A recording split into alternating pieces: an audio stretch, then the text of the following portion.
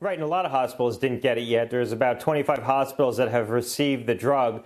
So what happened was at the time that the FDA granted the emergency use authorization, effectively giving an authorization for this drug to be distributed commercially, the government stepped in and said, we're going to take over the entire supply of the drug and distribute it around the country. But they didn't have a system worked out at that time, and they're in the process of working that out right now. But there appears to be some dispute among which entity is going to do that, whether it's going to be FEMA or a part of the Department of Health and Human Services. And so it's right now inhibiting the ability to get that drug out to the hospitals.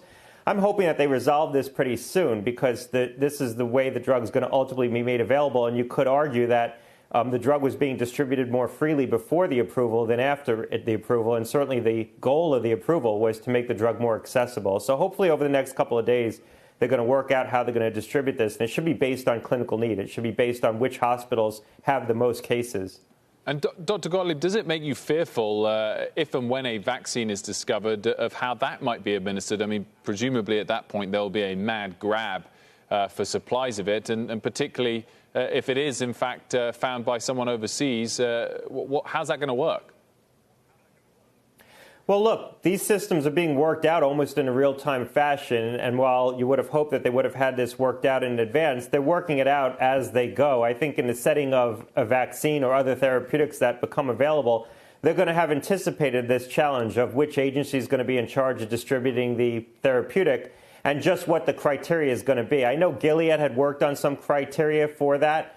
Based on an assessment of clinical need. The government should be able to collect that information, see which hospitals have the most cases, or even distribute it to the states and let the states decide how to then distribute it within the states based on which hospitals have the most cases and have cases where the patients are clearly indicated for the drug.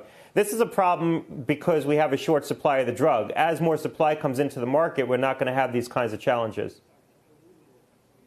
What are you seeing in the state-by-state data at this point for those that have reopened? Do we have enough data yet to make any conclusions in terms of cases and hospitalizations? Well, you're seeing the cases tick up in some of the states that have reopened. So I'm looking at Florida very carefully. We've seen hospitalizations tick up. You look at Illinois, Iowa, Nebraska. Even Ohio has seen a small tick up in cases. That's not surprising. We assumed all along that as we reopened, as we relaxed some of these social distancing measures, and as people became a little bit more complacent and started to re-engage in activity, that you were going to see an uptick in cases. And so that's why what states had designed in terms of the reopening, many of the states, when you look at the Northeast in particular, were very staged reopenings where you reopen part of the economy, you bring back some workers, and you wait a period of time to see just how much cases are going up and make sure it's a manageable level. But the inevitability is that the trend over the month of May is going to be towards more cases in the states as they reopen. The challenge is that we're coming off a high baseline.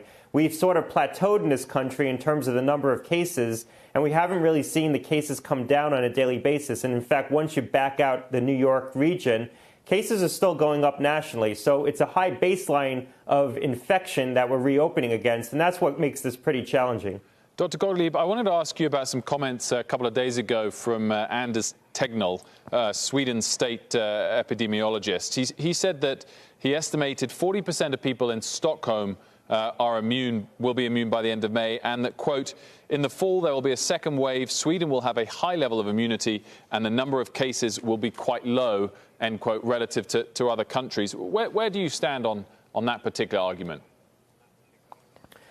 Well, look, there's a lot of different data coming out of Sweden. I saw data recently where they estimated that anywhere from 20% to 25% of Stockholm has been infected. And when you're talking about Sweden, you're really talking about Stockholm. This was published in I believe, JAMA about 2 days ago. They've had about 3,000 deaths against that in a city of around 930,000 people. And so when you sort of equate that over the population of New York and you say what would be an equivalent level of mortality in New York, you're getting to about 25,000 deaths in New York. If you're comparing sort of apples to apples on a population basis, how would 3,000 deaths in Stockholm compare to New York with a population of 8.399 million people? So Sweden's paid a heavy price in terms of morbidity, death, and disease for what they've done, and they haven't achieved a level of exposure, if you believe that 20 to 25% figure, that's more than New York. If you look at the seroprevalence studies that New York's done, to look at how many people in New York have been exposed, they're saying about 20% of New York's been exposed to the virus. And so an equivalent amount of exposure, more death in Sweden on a relative basis. And from an economic standpoint, there was an article in the Wall Street Journal yesterday. Sweden really isn't open for business. People there are skittish about going out. Businesses are closed because the customers aren't showing up. And so they have had a significant economic impact. So I'm not sure that we're ready to conclude that the Swedish model has really been successful. And the final point on this is that Sweden has a lot less disease than we do generally. If you look at the overall morbidity, the background rate of things like diabetes and heart disease and lung disease in the population, they don't have as much as us.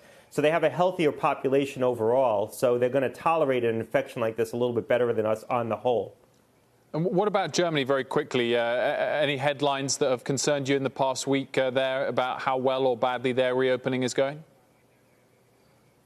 Well, they've done a good job screening their population, keeping up with infections, using what we call case-based interventions, trying to isolate individual people who are infected and break off chains of transmission. They're reopening. You're seeing cases go back up. Again, it shouldn't surprise anyone that as we reopen the economy, we're going to see cases tick back up. Hopefully, there's a powerful seasonal effect here. And as we get into the summertime, that's going to be a backstop against spread. It will be a backstop of sorts. There's going to be some kind of seasonal effect. The question is, how powerful is that? And is that going to be enough to offset or mitigate the risk of reopening against a backdrop of a lot of spread? And we don't know the answer to that question. That's going to play out over the month of May and June.